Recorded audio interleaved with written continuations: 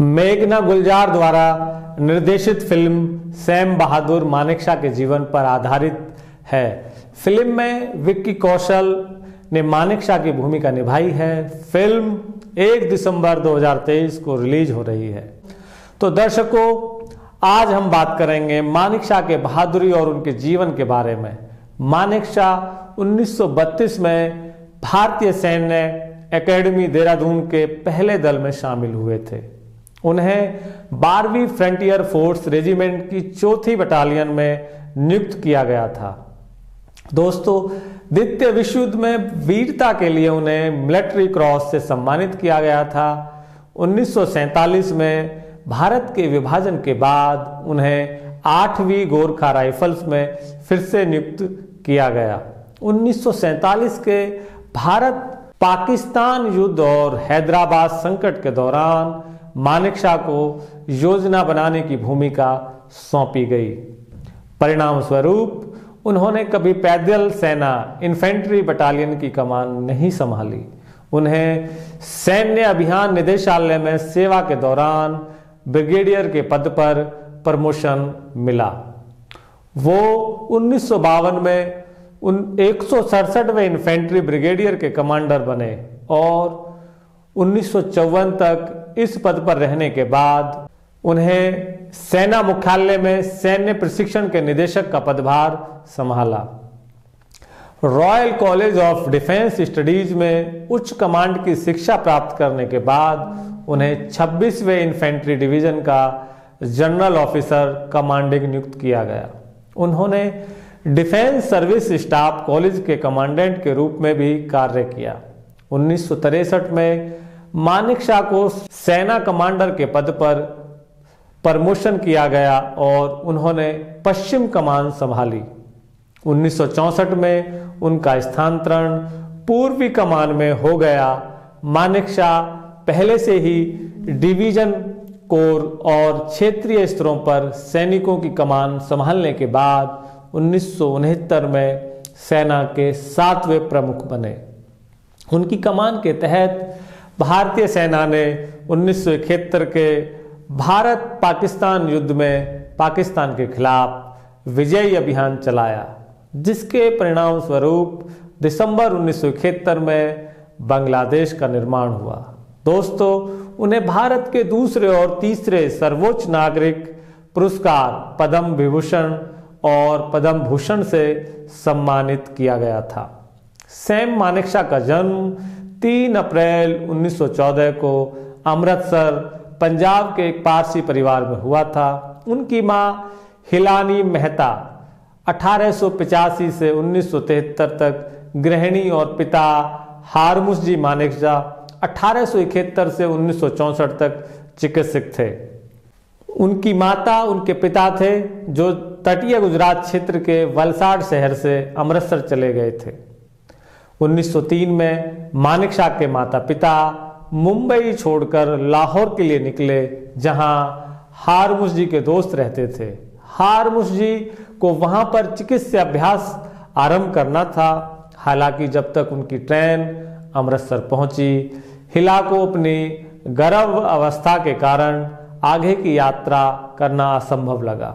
Station master ने सलाह दी कि हिला को इस हालात में कोई भी यात्रा नहीं करनी चाहिए।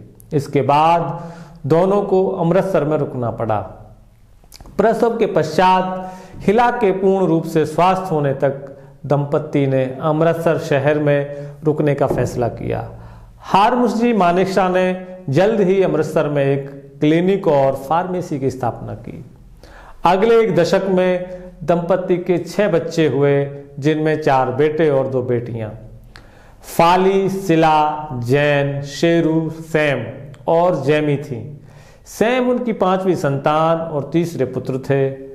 द्वितीय विश्व युद्ध के दौरान हारमुसजी मानेकशॉ ने ब्रिटिश भारतीय सेना के इंडियन मेडिकल सर्विस IMS, अब आर्मी मेडिकल कोर में एक कप्तान के रूप में सेवा प्रदान की। दोस्तों, मानेकशॉ भाई बहनों में सैम के 2 बड़े भाई फाली और जैन इंजीनियर, जबकि सिला और शेरू शिक्षक बने। सैम और उनके छोटे भाई जेमी दोनों भारतीय सेना में शामिल हो गए। जेमी अपने पिता की ही तरह एक चिकित्सक बने और रॉयल इंडियन एयरफोर्स में चिकित्सा अधिकारी के रूप में अपनी सेवाएं प्रदान की। दर्शकों, जेमी संयुक्त राज्य अमेरिका के नेवल एयर स्टेशन पेसाकोला से एयर सर्जन विंग्स के रूप में सम्मानित होने वाले पहले भारतीय बने। वो अपने बड़े भाई सैम के साथ फ्लैग ऑफिसर बने और भारतीय वायुसेना में एयर वाइस मार्शल के रूप में सेवानिवृत्त हुए। बचपन में सैम शरारती और बेहद जोशीले थे। उनकी आरंभिक इच्छा अपने पिता की तरह चिकित्सक बनने की थी। उन्होंने अपने प्रारंभिक स्कूल की शिक्षा पंजाब में पूरी की और फिर शेरवुड कॉलेज नैनीताल चले गए। दोस्तों, ये वक्त है 1929 में। उन्होंने 15 साल की उम्र में junior Cambridge certificate Cambridge international examination द्वारा विकसित अंग्रेजी भाषा का पाठ्यक्रम लेकर कॉलेज छोड़ दिया। दर्शकों, 1931 में उन्होंने सीनियर कैम्ब्रिज परीक्षा विशेष योग्यता के साथ उत्तीर्ण की। सैम ने तब तक अपने पिता से चिकित्सा अध्ययन के लिए उन्हें लंदन भेजने को कहा। सैम के पिता ने उन्हें मना कर दिया क्योंकि उनकी उम्र अधिक नहीं थी। सैम के 2 बड़े भाई पहले से ही लंदन में इंजीनियरिंग की पढ़ाई कर रहे थे। दोस्तों, सैम ने लंदन जाने के बजाय हिंदू सभा कॉलेज, अब हिंदू कॉलेज अमृतसर में प्रवेश ले लिया। वो अप्रैल 1932 में पंजाब विश्वविद्यालय लाहौर द्वारा आयोजित परीक्षा में विज्ञान में तृतीय श्रेणी से उत्तीर्ण हुए। इसी दौरान 1931 में field marshal sir Philip Chetwode भारतीय सेना कॉलेज समिति की अध्यक्षता कर रहे थे। समिति ने सेना में अधिकारी आयोग ऑफिसर्स कमीशंस के लिए भारतीयों को प्रशिक्षित करने के लिए भारत में एक सैन्य एकेडमी स्थापित करने की सिफारिश की। इसके तहत 3 साल का पाठ्यक्रम प्रस्तावित किया गया था और प्रवेश की आयु 18 से 20 वर्ष थी। प्रस्ताव के अनुसार उम्मीदवारों का चयन लोक सेवा आयोग द्वारा आयोजित परीक्षा के आधार पर किया जाता। भारतीय सेना एकेडमी IMA में नामांकन के लिए प्रवेश परीक्षा की औपचारिक अधिसूचना 1932 के शुरुआती महीने में जारी की गई। दोस्तों, परीक्षा जून या जुलाई के लिए निर्धारित की गई। अपने पिता द्वारा उन्हें लंदन भेजने से इनकार किए जाने के विरोध स्वरूप मानेकशॉ ने एक पद के लिए आवेदन किया और दिल्ली में प्रवेश परीक्षा में बैठे। 1 अक्टूबर 1932 को वो प्रतियोगिता के माध्यम से चुने जाने वाले 15 कैडेटों में से एक थे। मानेकशॉ में योग्यता क्रम में 6वां स्थान प्राप्त किया। मानेकशॉ का चयन कैडेटों के पहले बैच में हुआ था। द पायनियर्स कहे जाने वाले उनके कैडेट वर्ग से स्मिथ डन और मोहम्मद मूसा खान निकले, जो वर्मा और पाकिस्तान के भावी कमांडर इन चीफ थे। हालांकि एकेडमी का उद्घाटन चैटवुड द्वारा 10 दिसंबर 1932 को किया गया, लेकिन कैडेटों का सैन्य प्रशिक्षण 1 अक्टूबर 1932 से शुरू हो गया था। IMA में अपने प्रवास के दौरान मानेकशॉ विदगद साबित हुए। उन्होंने आगे के जीवन में कई प्रथम उपलब्धि हासिल की।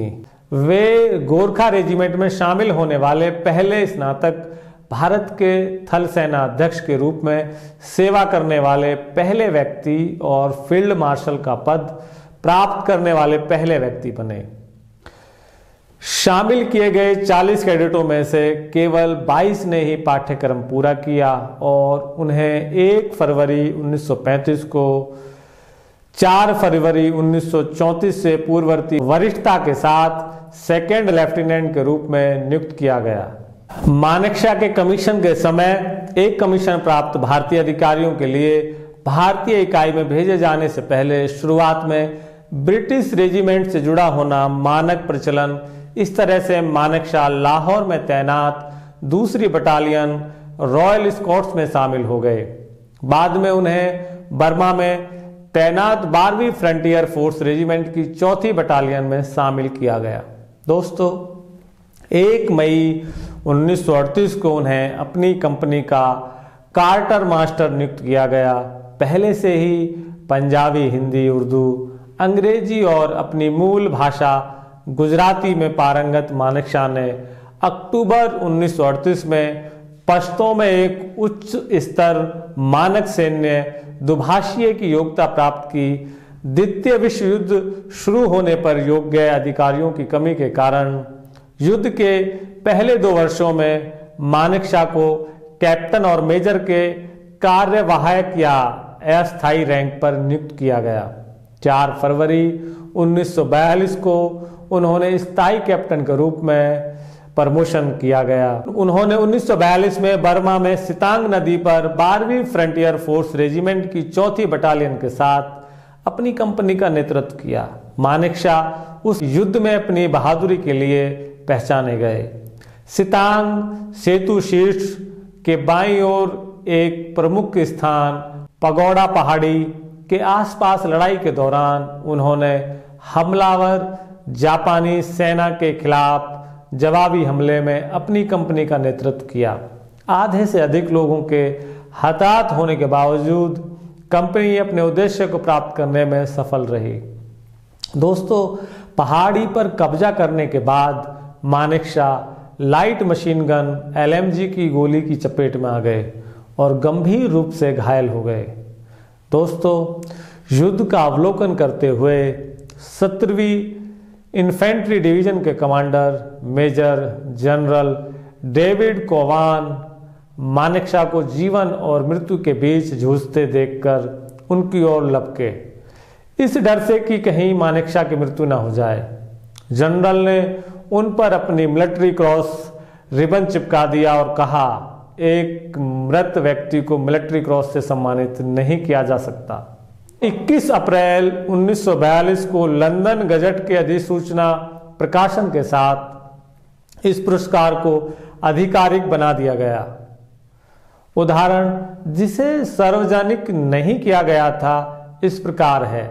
ये अधिकारी अपनी बटालियन की A कंपनी की कमान संभाल रहा था जब उसे सितांग सेतु शीर्ष के बाईं ओर की प्रमुख पहाड़ी पोजीशन पर जवाबी हमले करने का आदेश दिया गया, जिस पर दुश्मन ने कब्जा कर लिया था। 30% जनहानि के बावजूद जवाबी हमला सफल रहा और ये काफी हद तक कैप्टन मानेकशॉ के उत्कृष्ट नेतृत्व और दृढ़ता के कारण था। दोस्तों, पोजीशन पर कब्जा करने के बाद यह अधिकारी घायल हो गया था। मानेकशॉ को उनके अर्दली मेहर सिंह शेर सिंह ने युद्ध के मैदान से बाहर निकाला और उन्हें एक ऑस्ट्रेलियाई सर्जन के पास ले गए। सर्जन ने शुरू में ये कहते हुए मानेकशॉ का इलाज करने से इनकार कर दिया कि वह बुरी तरह से घायल हो गए थे। उनके पूरे शरीर में 7 गोलियां थीं। मेहर सिंह सैम को अपने कंधों पर उठाकर युद्ध के मैदान से लगभग 14 मील चले। दोस्तों, ये अपने आप में बहुत लंबी एक इंसान को ले जाने की यात्रा थी। मानेकशॉ के बचने की संभावना बहुत कम थी, लेकिन मेहर सिंह बदेशा ने डॉक्टर को उनका इलाज करने के लिए मजबूर किया। मानेकशॉ के होश में आने पर सर्जन ने पूछा कि उन्हें क्या हुआ था, तो उन्होंने जवाब दिया कि उन्हें खच्चर ने लात मारी थी। मानेकशॉ के हास्य बोध से प्रभावित होकर डॉक्टर ने उनका इलाज किया। मानेकशॉ के फेफड़े, लीवर और किडनी से 7 गोलियां निकाली गईं। उनके आंतों के कुछ हिस्से भी निकाल दिए गए। मानेकशॉ के विरोध पर कि वो अन्य रोगियों का इलाज करते हैं, रेजिमेंटल चिकित्सा अधिकारी कैप्टन GM दीवान ने उनकी देखभाल की। 1947 में भारत के विभाजन पर मानेकशॉ की इकाई 12वीं फ्रंटियर फोर्स रेजिमेंट की 4थी बटालियन पाकिस्तानी सेना का हिस्सा बन गई। इसी मानेकशॉ को 8 गोरखा राइफल्स में फिर से नियुक्त किया गया। 1947 में विभाजन से संबंधित मुद्दों को संभालते समय Manekshaw grade 1 general staff officer के रूप में अपनी योजना और प्रशासनिक कौशल का प्रदर्शन किया। 1947 के अंत में मानेकशॉ को 5 गोरखा राइफल्स फ्रंटियर फोर्स की 3री बटालियन 3/5 GRFF के कमांडिंग ऑफिसर के रूप में तैनात किया गया। 22 अक्टूबर को मानेकशॉ के नई नियुक्ति पर जाने से पहले पाकिस्तानी सेना ने कश्मीर में घुसपैठ की और डोमेल तथा मुजफ्फराबाद पर कब्जा कर लिया। अगले दिन जम्मू और कश्मीर रियासत के शासक महाराजा हरि सिंह ने भारत से मदद की गुहार लगाई। 25 अक्टूबर को मानेकशॉ राज्य विभाग के सचिव वीपी मेनन के साथ श्रीनगर गए। मेनन महाराजा हरि सिंह के साथ रुके और मानेकशॉ ने कश्मीर की स्थिति का हवाई सर्वेक्षण किया। मानेकशॉ के अनुसार महाराजा ने उसी दिन विलय पत्र पर हस्ताक्षर किए और वे वापस दिल्ली लौट गए। लॉर्ड माउंटबेटन और प्रधानमंत्री जवाहरलाल नेहरू को इसकी जानकारी दी गई। जानकारी के साथ ही मानेकशॉ ने कश्मीर पर पाकिस्तानी सेना का कब्जा रोकने के लिए सैनिकों की तत्काल तैनाती का सुझाव दिया। दर्शकों, 27 अक्टूबर की सुबह पाकिस्तानी सेना से श्रीनगर की रक्षा के लिए भारतीय सैनिकों को कश्मीर भेजा गया, जो तब तक शहर के बाहरी इलाके में पहुंच चुके थे। 5 गोरखा राइफल्स फ्रंटियर फोर्स की 3री बटालियन के कमांडर के रूप में मानेकशॉ की तैनाती का आदेश रद्द कर दिया गया और उन्हें सैन्य संचालन निदेशालय में तैनात किया गया। कश्मीर विवाद और हैदराबाद के कब्जे ऑपरेशन पोलो के परिणाम स्वरूप, जिसकी योजना भी सैन्य संचालन निदेशालय द्वारा बनाई गई थी। मानेकशॉ ने कभी भी बटालियन की कमान नहीं संभाली। सैन्य संचालन निदेशालय में अपने कार्यकाल के दौरान जब उन्हें सैन्य संचालन के पहले भारतीय निदेशक के रूप में नियुक्त किया गया, तब उन्हें कर्नल और फिर ब्रिगेडियर के रूप में प्रमोशन किया गया।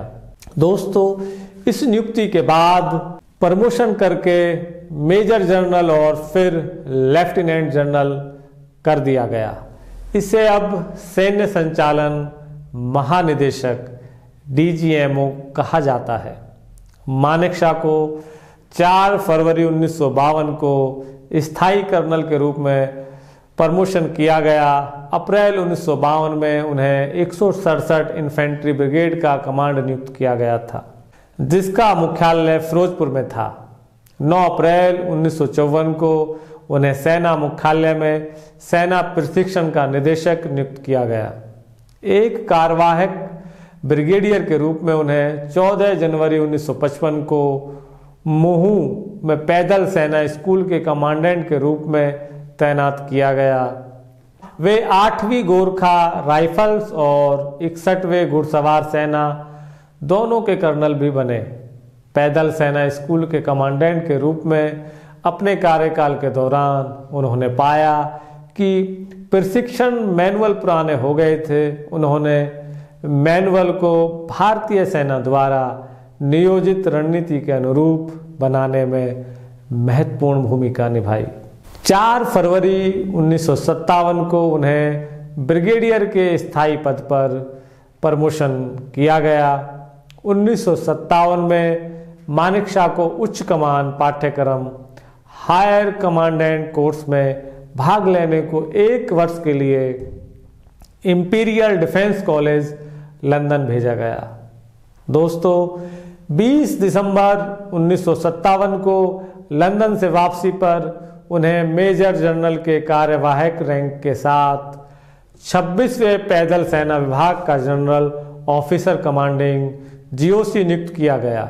जब उन्होंने विभाग की कमान संभाली, तब जनरल KS थिमैया सेना अध्यक्ष GOAS और कृष्ण मेनन रक्षा मंत्री थे।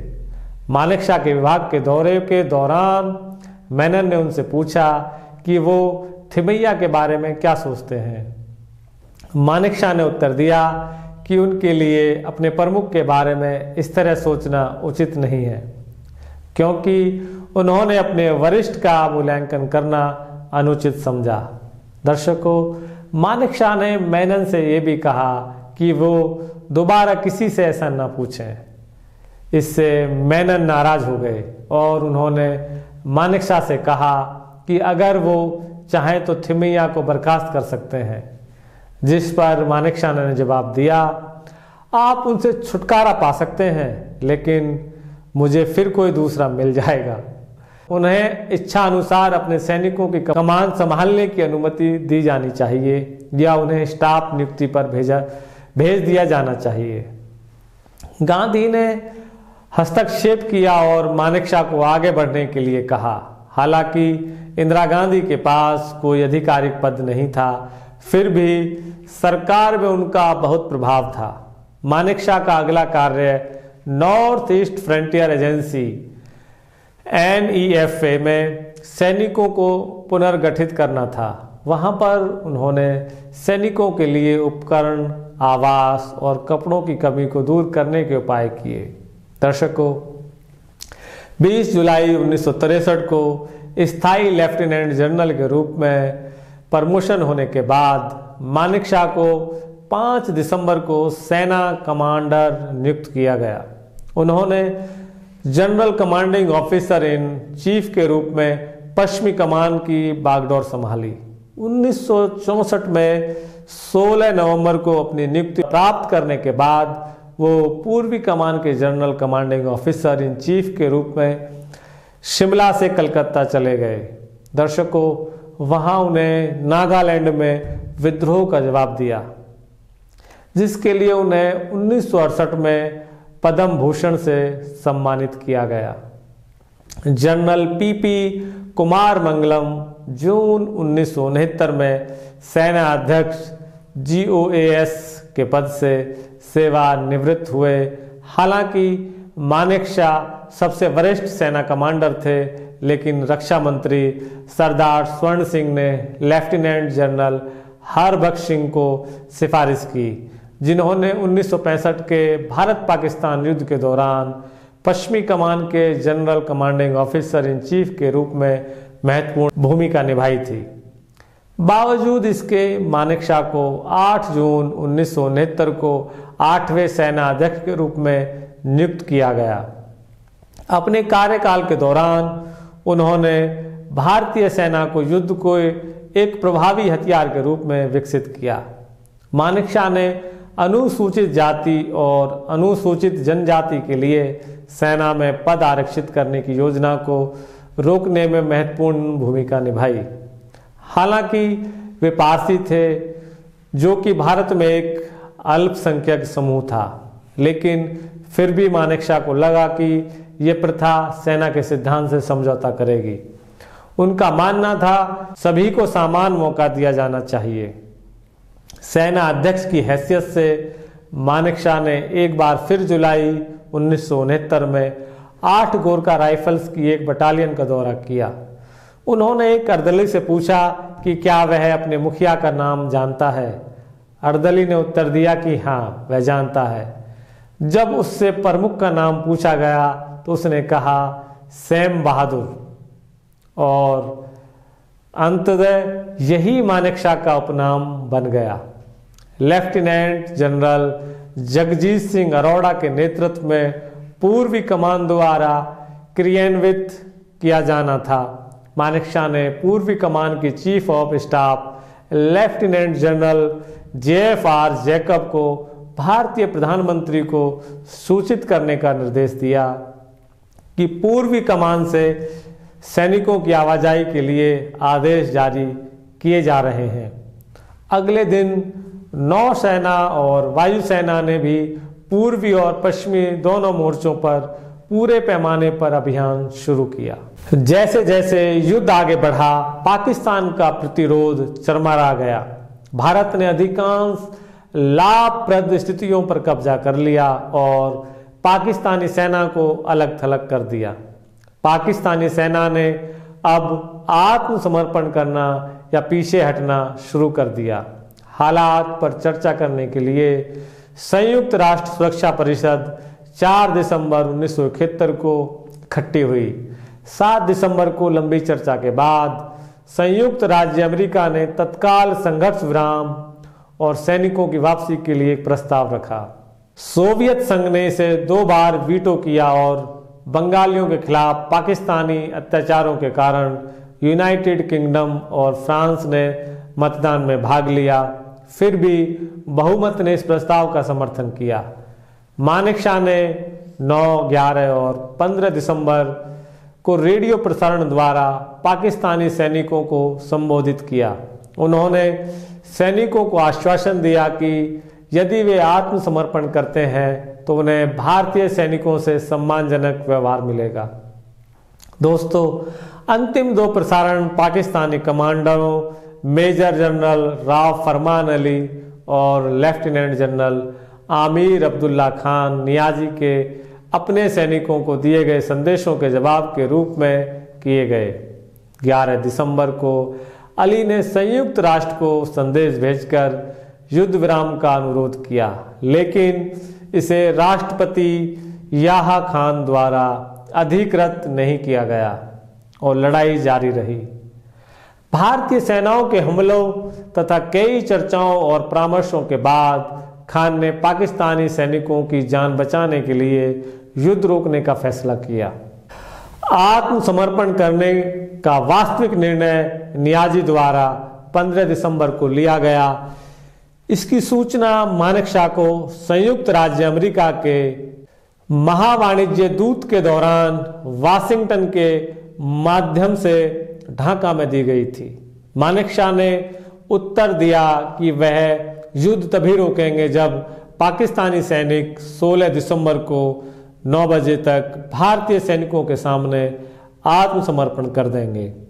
दोस्तों, नियाजी के अनुरोध पर समय सीमा उसी दिन 15 बजे तक यानी 3 बजे तक बढ़ा दी गई। 16 दिसंबर 1971 को लेफ्टिनेंट जनरल आमिर अब्दुल्ला खान नियाजी द्वारा आत्मसमर्पण के दस्तावेज पर औपचारिक रूप से हस्ताक्षर किए गए। जब प्रधानमंत्री ने मानेकशॉ को ढाका जाने और पाकिस्तानी सेना के आत्मसमर्पण को स्वीकार करने के लिए कहा तो उन्होंने ये कहते हुए इनकार कर दिया कि ये सम्मान पूर्वी कमान के general commanding officer in chief lieutenant general Jagjit Singh Arora को दिया जाना चाहिए।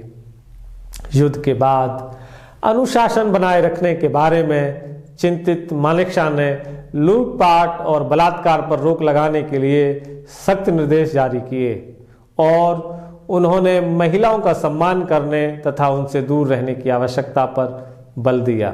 सिंह के अनुसार इसके परिणाम स्वरूप लूटपाट और बलात्कार के मामले नगण्य थे। इस मामले पर अपने सैनिकों को संबोधित करते हुए मानेकशॉ को ये कहते हुए उद्धत किया गया था, जब आप एक बेगम मुस्लिम महिला को देखें तो अपने हाथ अपनी जेब में रखें और सैम के बारे में सोचें। दर्शकों, युद्ध 12 दिनों तक चला और इसमें 94,000 पाकिस्तानी सैनिकों को बंदी बना लिया गया। इसका अंत पाकिस्तान के पूर्वी हिस्से के बिना शर्त आत्मसमर्पण के साथ हुआ। इस युद्ध के परिणाम स्वरूप एक नए राष्ट्र के रूप में बांग्लादेश का जन्म हुआ। युद्ध बंदियों के अलावा पाकिस्तान को भारत के 2000 के मुकाबले 6000 जनहानि का सामना करना पड़ा। युद्ध के बाद मानेकशॉ युद्ध बंदियों के प्रति अपनी करुणा के लिए जाने गए। सिंह बताते हैं कि कुछ मामलों में उन्होंने युद्ध बंदियों को व्यक्तिगत रूप से संबोधित किया और सिर्फ अपने सहयोगियों के साथ अकेले में उनसे बात भी की। दर्शकों, उन्होंने ये सुनिश्चित किया कि भारतीय सेना उनके साथ अच्छा व्यवहार करे।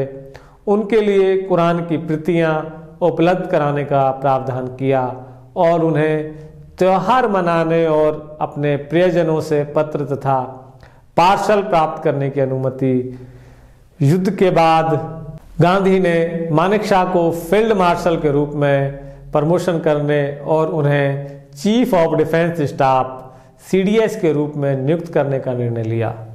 दोस्तों, हालांकि नौसेना और वायुसेना के कमांडरों की कई आपत्तियों के बाद नियुक्ति रद्द कर दी गई। ऐसा महसूस किया गया कि मानेकशॉ के थल सेना से होने के कारण तुलनात्मक रूप से छोटी सेनाओं नौसेना और वायुसेना की उपेक्षा की जाएगी। इसके अलावा नौकरशाहों को लगा कि यह फैसला रक्षा मुद्दों पर उनके प्रभाव को चुनौती दे सकता है। दोस्तों, हालांकि मानेकशॉ को जून 1972 में सेवानिवृत्त होना था, लेकिन उनका कार्यकाल 6 महीने की अवधि के लिए बढ़ा दिया गया।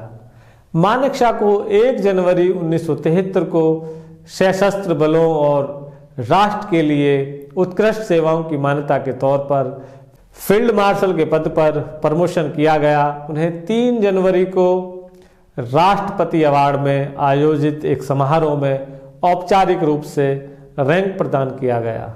वे इस पद पर प्रमोशन होने वाले पहले भारतीय सेना अधिकारी बने। भारतीय सेना के प्रति उनकी सेवा के लिए भारत के राष्ट्रपति ने 1972 में मानेकशॉ को पद्म विभूषण से सम्मानित किया। मानेकशॉ लगभग 4 दशक के करियर के बाद 15 जनवरी 1973 को सक्रिय सेवा से सेवानिवृत्त हुए। वो अपनी पत्नी सिल्लू के साथ वेलिंगटन छावनी के बगल में स्थित शहर कुन्नूर में बस गए। इसी जगह पर उन्होंने अपने करियर की शुरुआत में डिफेंस सर्विसेज स्टाफ कॉलेज के कमांडेंट के रूप में काम किया था। दर्शकों, गोरखा सैनिकों के बीच लोकप्रिय मानेकशॉ को नेपाल ने 1972 में नेपाली सेना के मानद जनरल के रूप में सम्मानित किया। 1977 में उन्हें राजा वीरेंद्र द्वारा नेपाल अधिराज्य के नाइटहुड की उपाधि त्रिशक्ति पट से सम्मानित किया गया। भारतीय सेना में अपनी सेवा के बाद मानेकशॉ ने कई कंपनियों के बोर्ड में एक स्वतंत्र निदेशक और कुछ मामलों में अध्यक्ष के रूप में कार्य किया।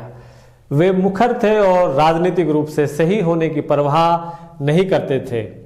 एक बार जब सरकार के आदेश पर उनकी जगह नायक नाम के एक व्यक्ति को कंपनी के बोर्ड में शामिल किया गया तो मानेकशॉ ने चुटकी लेते हुए कहा, इतिहास में ये पहली बार है जब एक नायक कॉर्पोरल ने एक फील्ड मार्शल की जगह ली है। मई 2007 में पाकिस्तानी फील्ड मार्शल अयूब खान के बेटे गौहर अयूब खान ने दावा किया कि मानेकशॉ ने 1965 के भारत पाकिस्तान युद्ध के दौरान 20,000 रुपये में भारतीय सेना की खुफिया जानकारी पाकिस्तान को बेची थी। उनके आरोपों को भारतीय रक्षा विभाग ने खारिज कर दिया। दोस्तों, मानेकशॉ को 1973 के फील्ड मार्शल के पद से सम्मानित किया गया, लेकिन ये कहा जाता है कि उन्हें पूरे भत्ते नहीं दिए गए जिसके वे हकदार थे। 2007 में राष्ट्रपति APJ अब्दुल कलाम ने वेलिंगटन में मानेकशॉ से मुलाकात की और उनके 30 वर्षों से अधिक के बकाया वेतन के लिए 1,30,00,000 रुपए 2023 में 3,90,00,000 का चेक प्रदान किया। मानेकशॉ ने 22 अप्रैल 1939 को मुंबई में सिल्लो बोर्ड से शादी की। 1937 में लाहौर के एक सार्वजनिक समारोह में सैम की मुलाकात सिल्लो बोर्डे से हुई थी। दंपति की 2 बेटियां हुई, शेरी और माया। बाद में नाम बदलकर माजा। शेरी का जन्म 1940 में तथा माया का जन्म 1945 में हुआ। शेरी ने बाटलीवाला से शादी की और उनकी ब्रांडी नाम की एक बेटी हुई। माया को ब्रिटिश एयरवेज में एक विमान परिचायिका के रूप में नियुक्त किया गया। उन्होंने एक पायलट दारूवाला से शादी की। दंपति को राहुल सैम और जेहान सैम नाम के 2 बेटे हुए। मानेकशॉ की 94 वर्ष की आयु में 27 जून 2008 की सुबह 12:30 बजे तमिलनाडु के वेलिंगटन के सैन्य अस्पताल में मृत्यु हो गई। उन्हें निमोनिया तथा फेफड़े संबंधी बीमारी हो गई थी और वे गोवा में चले गए थे। दर्शकों, कहा जाता है कि उनके आखिरी शब्द थे, मैं ठीक हूँ। उन्हें तमिलनाडु के उद्गम मंडलम ऊटी में पारसी कब्रिस्तान में उनकी पत्नी की कब्र के बगल में सैन्य सम्मान के साथ दफनाया गया था।